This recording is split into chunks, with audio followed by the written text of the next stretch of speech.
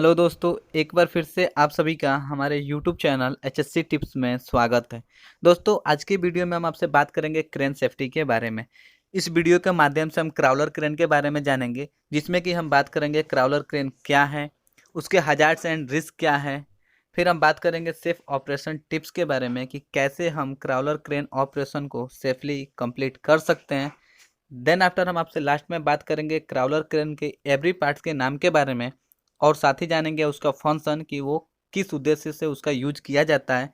तो ये सारा टॉपिक हम आज के वीडियो में कवर करने वाले हैं, तो बने रहिए हमारे साथ वीडियो के आखिर तक। दोस्तों, वीडियो स्टार्ट करने से पहले आपसे रिक्वेस्ट है, अगर आपने अभी तक हमारे चैनल को सब्सक्राइब नहीं किया तो कृपया इसे सब्सक्राइब करें, ताकि आने वाले वीडियो का नोटिफिकेशन आपको प्राप्त हो। तो आइए वीडियो को सीधे स्टार्ट करते हैं, और सबसे पहले बात करेंगे क्राउलर क्रेन क्या है। क्राउलर क्रेन एक प्रकार का क्रेन होता है जो कि घूमने वाली क्राउलर पर लगे होते हैं, जो स्थिरता और गतिशीलता प्रदान करता है। क्राउलर क्रेन का मुख्य लाभ यह है कि यह साइड पर घूम सकता है और प्रत्येक लिफ्ट को थोड़ा सा सेटअप में कंप्लीट कर सकता है, क्योंकि यह क्रेन बिना आउटरिगर का अपने ट्रैक पर स्थिर रहता है। जैसा कि आप इमेज में देख रहे हैं, यह एक प्रकार का क्राउलर क्रेन है। अब हम बात करेंगे क्रेन ऑपरेशन के दौरान होने वाले हजार्ड्स एंड रिस्क के बारे में। तो आइए देखते हैं।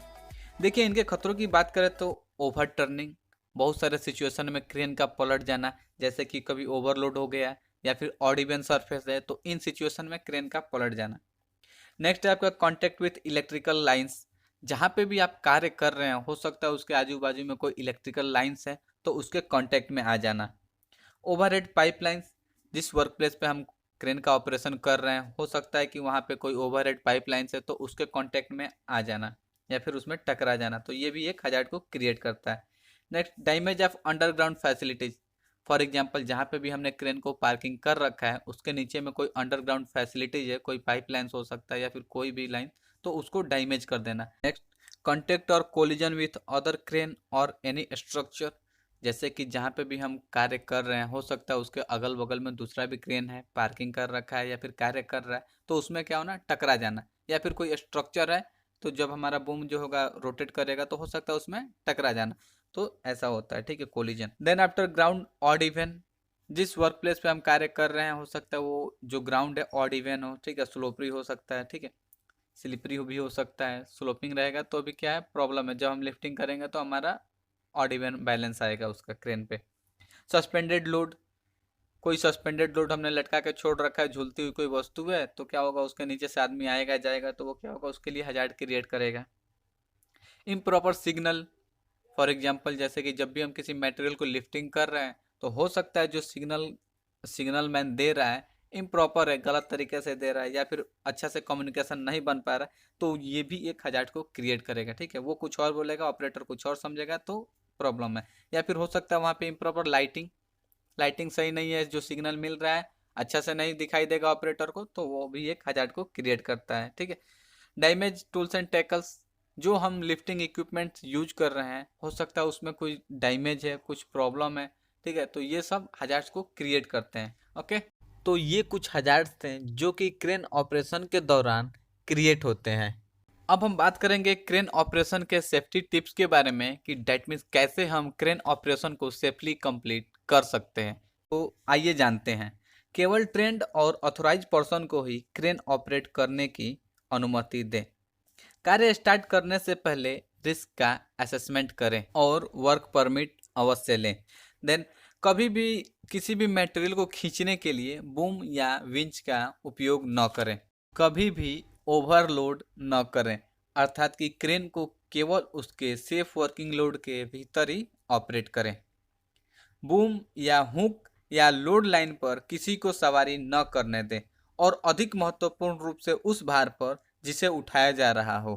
क्रेन को एक फर्म समतल जमीन पर संचालित किया जाना चाहिए, जो क्रेन के वजन और उसके भार को पर्याप्त समर्थन करता हो। जब क्रेन ऑपरेशन किया जा रहा हो, तो उसे किसी भी प्रकार के अवरोध या भवन से या फिर किसी स्ट्रक्चर से एक सेफ डिस्टेंस बनाए रखनी चाहिए। जब क्रेन संचालन चल रही हो, तो उस पर हर समय ध्यान दें और किसी भी तरह का ध्यान भंग न करें। उदाहरण के लिए receiving phone, text messaging reading newspaper, sleeping, eating और drinking that to be avoided. ये सारी चीज़ों को अवॉइड करना चाहिए। जब किसी मटेरियल को लिफ्टिंग किया जा रहा हो तो टैगलाइन का उपयोग अवश्य किया जाना चाहिए। क्रेन के मूविंग एरिया का बैरिकेशन किया जाना चाहिए तथा जिस एरिया में क्रेन ऑपरेशन चल रहा हो उस एरिया में अनऑथराइज पर्सन की एंट्री निषिद्ध होनी चाहिए तथा साथ ही सुरक्षा चिन्हों का उपयोग करना चाहिए। तो ये कुछ स्टेप्स थे जिसको फॉलो करके हम क्रेन ऑपरेशन को सेफली कंप्लीट कर सकते हैं। अब हम बात करेंगे क्राउलर क्रेन के एवरी पार्ट्स के नाम के बारे में और साथ ही जानेंगे उसके फंक्शन के बारे में। तो आइए देखते हैं। देखिए ये जो हमारा इंडिकेशन आप देख रहे हैं एरो, इसके साथ आप देखिए और एक एक पार्ट पे थोड़ा ध्यान से देखिए, देन आफ्टर उसके बारे में आप समझिए। देखिए यहाँ पे देखिए, सबसे पहले यहाँ से स्टार्ट करते हैं। देखिए ये है आपका क्राउलर। ये क्राउलर क्या होता है? एक प्रकार का चेन टाइप का होता है, ठीक है, जो कि पार्ट पार्ट में डिवाइड होता है, जो कि क्रेन को एक जगह से दूसरे जगह मर्ज करने हेतु यूज किया जाता है। जैसा कि आप ये वीडियो में देखिए कैसे ये क्रेन मूव कर रहा है। ये क्या होता है? चेन के द्वारा चलता है। इसमें मोटर सिस्टम होता है जो कि इसको रनिंग करता है, ओके, जिससे कि हमारा क्रेन रन करता है। तो एक जगह से दूसरे जगह तक ये टर्निंग हेतु यूज किया जाता है। यहाँ पे देखिए आपका इसको बोलते हैं सुपर स्ट्रक्चर। सुपर स्ट्रक्चर यानी कि ऑपरेटर का जो केबिन होता है उसको सुपर स्ट्रक्चर के नाम से जाना जाता है। आप इसको ऑपरेटर केबिन बोल सकते हैं। इसको कंट्रोल एरिया भी बोला जाता है। यहाँ से हमारा पूरा सिस्टम क्रेन का ऑपरेट किया जाता है, ओके। नेक्स्ट यहाँ पे देखिए, ये है आपका काउंटर वेट। काउंटर वेट क्या होता है? एक बैलेंस बनाता है। जो हम मटेरियल को लिफ्टिंग करते हैं तो उसी के अपोजिट दिशा में हमारा जो क्रेन जो है टॉपलिंग ना हो, इसके लिए क्या होता है? यहाँ पे काउंटर वेट हम लोग यहाँ पे इन्वॉल्व किया जाता है, जो कि क्रेन और आपके मटेरियल को स्टेबल करता है, ठीक है। कभी कभी क्या होता है कि जब हमको हैवी लिफ्ट उठाना होता है तो हम क्या करते हैं, एक एडिशनल काउंटर वेट का भी यूज किया जाता है, ठीक है। तो इसी के जस्ट पीछे में एक और वेट बढ़ाया जाता है जिससे कि जो हमारा लिफ्टिंग है वो सेफली हो सके, ठीक है। उस बैलेंस को मेंटेन करने के लिए काउंटर वेट का यूज किया जाता है। नेक्स्ट देखिए, यहाँ पे देखिए टर्नेबल। ये है टर्नेबल। क्या होता है? ये जो हमारा मशीन है ना, ये पूरा मूविंग करता है, ठीक है। तो इसके लिए यहाँ पे एक रोटेशन वाला पार्ट होता है जिसपे कि जो हमारा क्रेन है पूरा रोटेट करता है 360 डिग्री, ओके। अब देखिए यहाँ पे देखिए, ये होता है बूम स्टॉप। यह एक प्रकार का जो हाइड्रोलिक सिस्टम है, ठीक है। तो ये क्या होता है? जब हम बूम को लिफ्ट करते हैं ना, तो हाइट में जब हम ऊपर की तरफ लेते हैं तो यहाँ तक ये हम इसको ले सकते हैं, इससे ज़्यादा ये नहीं जाने देगा, ठीक है। अर्थात क्या है कि यह एक प्रकार का हम बोल सकते हैं सेफ्टी इक्विपमेंट है जो कि क्रेन को एक्स्ट्रा बूम अप होने से रोकता है, ओके। यहाँ पे देखिए, ये आपका बूम का सेक्शन हिल है, अर्थात कि जो हमारा मेन बूम होता है उसका ज्वाइंटिंग यहाँ पे होता है सबसे नीचे में, ठीक है। ये उसका हिल है, नीचे का सिरा है। अब यहाँ पे देखिए, इसको गैंट्री बोला जाता है, ठीक है। इसको मस्ट भी बोला जाता है। ये किसका काम क्या होता है? जो हमारा बूम होता है उसको बैलेंस करता है। ये क्या होता है कि एक बूम पेंडेंट होता है, ये देखिए बूम पेंडेंट है, ठीक है। इस बूम पेंडेंट के सहारे, ठीक है, जो हमारा मेन बूम होता है उसको गैंट्री के द्वारा फिक्स किया जाता है, अर्थात कि जो बूम है उसको ये बैलेंस करता है, ठीक। नेक्स्ट यहाँ पे देखिए, इसको बोलते हैं सिब। सिब बोले तो पुली होता है यहाँ पे, ये मेन बूम का पुली है, ठीक है। तो इसको बूम टिप सिब बोलते हैं। ये एक प्रकार का चरखी होता है जो कि हमारे लोड को लिफ्टिंग लोअरिंग है तो ये रोटेट करता है, उसी के सहारे जो हमारा मटेरियल होता है अप डाउन होता है। एक चीज़ अब यहाँ पे थोड़ा ध्यान से देखिए, ये हो गया आपका मेन बूम और ये हो गया जीब, ठीक है। मेन बूम क्या है? जो हमारा क्रेन से डायरेक्टली कनेक्ट होता है उसको मेन बूम बोलते हैं। और जीब क्या होता है? जो हमारा मेन बूम होता है उसके ऊपर कनेक्ट किया जाता है, ठीक है। जीब का जो उपयोग होता है, मान लीजिए जब ज़्यादा हाइट पर काम करना हो या फिर ज़्यादा हॉरिजॉन्टल दिशा में अगर अपने को कुछ लिफ्टिंग शिफ्टिंग करने का है तो जीब का यूज किया जाता है। यानी कि हम कह सकते हैं कि एक्स्ट्रा हाइट बढ़ाने के लिए या फिर एक्स्ट्रा रेडियस बढ़ाने के लिए हम इसका उपयोग करते हैं। अब यहाँ पे ध्यान से देखिए, ये देखिए इसको बोलते हैं जीब मस्ट। मैंने नीचे आपको बोला था ना एक गैंट्री, वही सेम इधर में है, इसको भी गैंट्री ही बोला जाता है, लेकिन इसको क्या, ये जीब के लिए होता है। तो ये जो जीब का बूम होता है, जो जीब का मेन सिरा होता है, लास्ट सिरा, इसको क्या करता है? ये यहाँ से इसको स्टेबल करता है।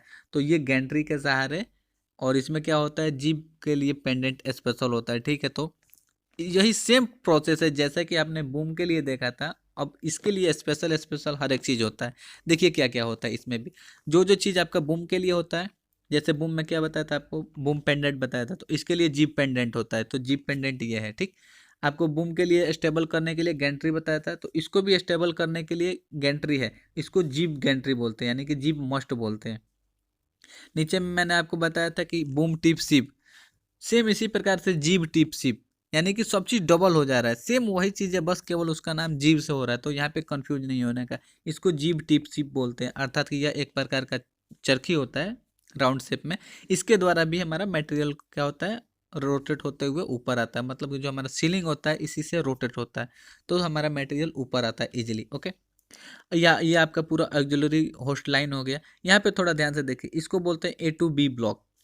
ये क्या होता है, जब हम मटेरियल को लिफ्ट करते हैं ना, जब मटेरियल को लिफ्टिंग करते हैं तो वहाँ पे जब ज़्यादा हाइट तक हम लिफ्ट कर देते हैं, ऑपरेटर अगर नहीं देख रहा है, तो जैसे ही जाके उसमें अगर आपका हुक टच हो रहा है तो वो डायरेक्ट सेफ लोड इंडिकेटर में इंडिकेशन चालू कर देगा, और वहाँ पे क्या होगा कि ऑपरेटर को इन्फॉर्मेशन मिल जाती है और ऑपरेटर जो है अलर्ट हो जाता है। अब देखिए, ये जो होता है सिस्टम सेम टू सेम मून मेन बूम के लिए भी होता है, जैसा कि आप यहाँ पे इमेज पे देखिए, एरो पे आप ध्यान दीजिए, हमारे आवाज़ के साथ साथ आप एरो पे ध्यान दीजिए तो आपको क्लियर होगा। तो ये सेम टू सेम यहाँ पे भी होता है, तो ये क्या है, बूम के लिए, और ये ऊपर वाला किसके लिए था, ये आपका जीप के लिए। ठीक है, तो इसको देखिए, इसको एंटी टू ब्लॉक डिवाइस के नाम से जाना जाता है, तो यहाँ पे कंफ्यूज नहीं होने का, ए टू बी ब्लॉक या एंटी टू ब्लॉक। ओके, अब ये आपका मेन होस्ट लाइन है और ये ऊपर वाला जीप होस्ट लाइन है।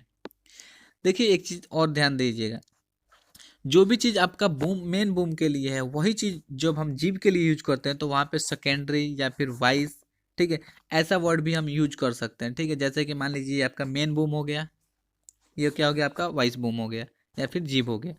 अब ये देखिए, आपका मेन ब्लॉक हो गया, ये क्या हो गया, सेकेंडरी ब्लॉक हो गया। बस कुछ नहीं है, बस सेकेंड आ जा रहा है। ठीक है, तो इस चीज़ पे कभी कंफ्यूज नहीं होने का, इस चीज़ को हमेशा इंश्योर करने का। जैसे कि आपको नीचे में बताया था मेन बूम हिल सेक्शन, उसी प्रकार से क्या होता है, जीब का हिल सेक्शन होता है, तो यहाँ पे है ये आपका जीब हिल सेक्शन इसको बोलते हैं। ठीक है, कभी कंफ्यूज नहीं होने का। ओके, अब यहाँ पे देखिए, थोड़ा ध्यान से देखिए नीचे में, ये क्या होता है, यहाँ पे देखिए सीब है। ठीक है, एक प्रकार का वही आपका पुली है। ठीक है, ये क्या होता है, आइडलर टाइप का होता है, यहाँ पे भी है और यहाँ पे भी है। ये किस लिए यूज किया जाता है कि जैसे कि जब हम लिफ्टिंग करते हैं ना, जब हमारा होस्टिंग चालू है उस दौरान पे जो हमारा सीलिंग होता है ना, अगर कहीं बूम से टच ना हो, इसके लिए क्या करते हैं, एक्स्ट्रा सीप का यूज किया जाता है। ठीक है, इसी के सहारे जो है कि बस केवल ये क्या है, एक सपोर्ट है कि हमारा जो सीलिंग है वो बूम से टच ना करे। ओके, यहाँ पे थोड़ा ध्यान दीजिए, थोड़ा हाइट पे दिखाई नहीं देगा, लेकिन यहाँ पे एक क्या होता है, एक एनीमोमीटर होता है, उससे क्या होता है कि जो विंड का स्पीड होता है पता लगाया जाता है, तो जो उसका स्पीड लिमिट होता है, जो सेफ लोड इंडिकेटर होता है उसमें शो करता है, तो हमारा ऑपरेटर जो होता है वो उससे आइडेंटिफाई करते हैं कि जो हमारा विंड का स्पीड है अगर ज़्यादा है तो काम को स्टॉप किया जाता है, तो उससे उसमें शो करता है तो मालूम हो जाता है। ओके, ठीक है, तो ये हमारा ओवरऑल पार्ट्स था और इसके फंक्शन थे। आई होप कि आपको ये समझ में आया होगा। तो दोस्तों, इस प्रकार से मैंने आज के टॉपिक को यहाँ पे कवर किया। मैं आशा करता हूँ कि यह वीडियो आपके लिए यूजफुल था। तो कैसा रहा यह वीडियो कमेंट बॉक्स में अवश्य बताएं, और साथ ही अगर आपने अभी तक हमारे चैनल को सब्सक्राइब नहीं किया है तो कृपया इसे सब्सक्राइब करें, ताकि आने वाले नए वीडियो का नोटिफिकेशन आपको प्राप्त हो। तो दोस्तों, मिलते हैं हम आपसे अगले वीडियो में एक नए टॉपिक के साथ। तब तक के लिए आप अपना और अपने टीम का ख्याल रखें। धन्यवाद।